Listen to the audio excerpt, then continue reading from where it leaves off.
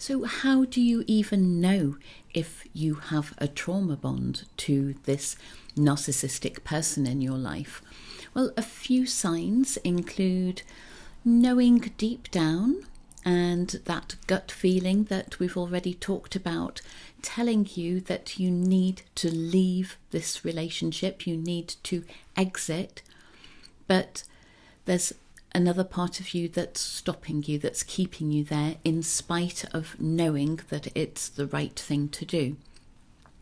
You might find yourself covering up for the narcissist's behaviour so that other people don't see what's going on behind the scenes. Maybe you feel obligated to them in some way, you feel you owe them. Perhaps you justify their abusive behaviour and say something along the lines of, well, it's because of what happened to them in their childhood, or they've had a really stressful time at work. All sorts of things that you are telling yourself and possibly other people that justifies in some way the unreasonable, unacceptable behaviour. You may actually feel that you need to appease the narcissist in order to protect yourself and perhaps protect any other people involved or connected to the relationship, such as dependent children. If you have a business relationship with the narcissist, you may be trying to keep the peace in order to keep the business going and to prevent people working for you or collaborating with your business becoming aware of the toxicity that exists. This stage is essentially about breaking these cycles that we talked about in the previous section, stage 7. It's also about breaking the behavioural patterns between you and the narcissist, but also breaking your response patterns that have evolved over time, potentially to protect you, as we just said. So it's looking at ways that you can break all of these cycles and this circling back. Before we go on to looking at some strategies that are going to help you do that, let's just take a quick look at some terms connected with trauma bond that you may have heard of, so we get some clarity. First off, we have trauma bond itself. This term is used to describe the unhealthy, imbalanced relationship between an abuser and their victim. So in the case of the narcissist in your life, they are quite possibly prolonging this unhealthy connection, particularly by the giving of gifts or affection or attention or support and withdrawing or withholding that. So this keeps you in that cycle that is imbalanced with victim and abuser. Many victims believe that the relationship is genuine. If it's a romantic relationship, they think that there is true love connecting them to the narcissist in their life. But nothing could be further from the truth. The relationship is built on sand, it is one-sided, it is not sincere. It's a trauma bond. You may have heard of the term Stockholm Syndrome. This was first coined in the 1970s following a robbery and hostage situation in Sweden, where some of the bank employees were held hostage for a number of days, and it was noted that at the end of the hostage situation, the hostages themselves had developed positive feelings towards their captors, towards their abusers potentially, and were even being protective towards these people. It's an expression that's used commonly and interchangeably with a trauma bond. Finally, codependency. We could do a whole section on codependency, but I'm going to invite you to do some more research, look at other videos that I've got on YouTube if you want to take a deeper dive into that.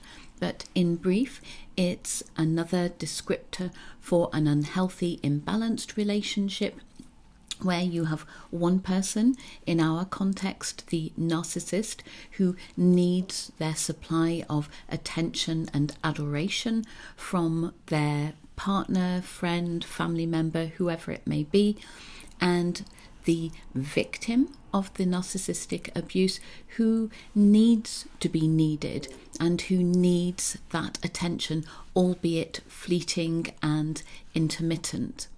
It was originally used to describe the unhealthy relationship and attachment between an addict and a person who was enabling their addiction, in fact. But it's now used more widely to describe a toxic relationship bond between the victim and their abuser. Okay, so how can you set about breaking the trauma bond?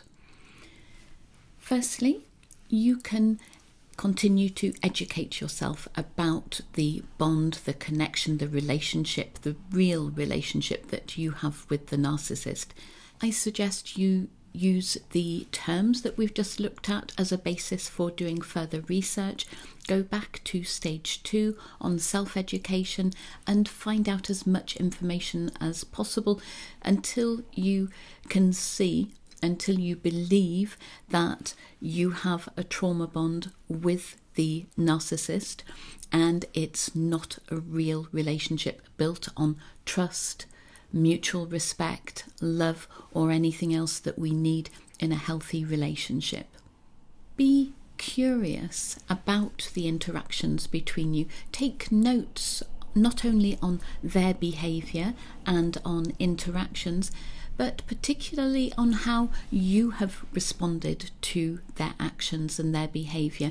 Not to beat yourself up and to be critical and judgmental, but in order to see those patterns, because all of this is about understanding, joining the dots and getting clarity, because once you have clarity, then you're in a position to do something about it and step into your new chapter, step into healthier relationships in the future. Again, we're coming back to upping your self-care. This is so important right the way through this process. By taking care of yourself from the inside, by showing yourself self-compassion, by doing things that bring you joy, that connect you to other people, that keep you healthy mentally and physically, you are going to become stronger and more robust. You are going to behave less like, and to appear less like a victim, and you won't feel like a victim by the time you've built yourself up from the inside in this way. Continue building your support network. Being isolated, remaining isolated is going to exacerbate and prolong the trauma bond. Reach out to connections, as we've discussed before, to create that strong support network that is going to reduce you feeling isolated and again reduce that feeling of being a victim. Create clear boundaries. Give yourself some thinking time and space so that you can get clear in your own mind what is acceptable, where you are going to draw the line, and be sure to reinforce your boundaries. So if the narcissist is aggressive, abusive, you do not respond, whether that's in written communications or whether it's in face-to-face. You just refuse to engage. Use the grey rock technique, which is where you just don't engage with any emotive, any heated discussions, and you just make yourself like a grey rock, totally impenetrable, totally uninteresting, and not responding and reacting to their triggers and their attempts to trigger you. There's a separate video in this section where I am going to talk you through creating a shield, which is going to reinforce that separation and help you feel the distance that you need from the narcissistic behaviour. So check that out when you've finished this video. Give yourself time and space to think about and take actions towards building your independence. Whether this is your independence in terms of going out and doing stuff that bring you joy, that connect you to other people, or whether it's building up your financial independence. Take time to do this, and in the final stage I will give you some tips on setting goals, so bear that in mind when you're thinking about how you can become more independent and less connected, dependent on this narcissist. A reminder again to use your journal, to take notes. This is, as we've said before, going to give you a reality check when you start getting dreamy or second guessing yourself, but it could come in handy if you need proof of abusive behaviour further down the line. On that last point, if you believe that there is danger to life, or if the abuse is severely impacting on your emotional or physical well-being, you need to seek external help. So whatever region of the world you're in, look for domestic abuse, domestic violence support agencies and reach out to them. Remember that you can use somebody else's phone, somebody you trust, or their computer in order to do your research and to make contact if you're afraid that the narcissist may be tracking your devices and emails, etc. But that is something really important to do if this is having a severe impact on your health, on your well-being, or on your safety. Remember to be patient with yourself and self-compassionate. There will be moments of vulnerability, moments of circling back, as we've already said, and that's part and parcel of this process. So be gentle with yourself.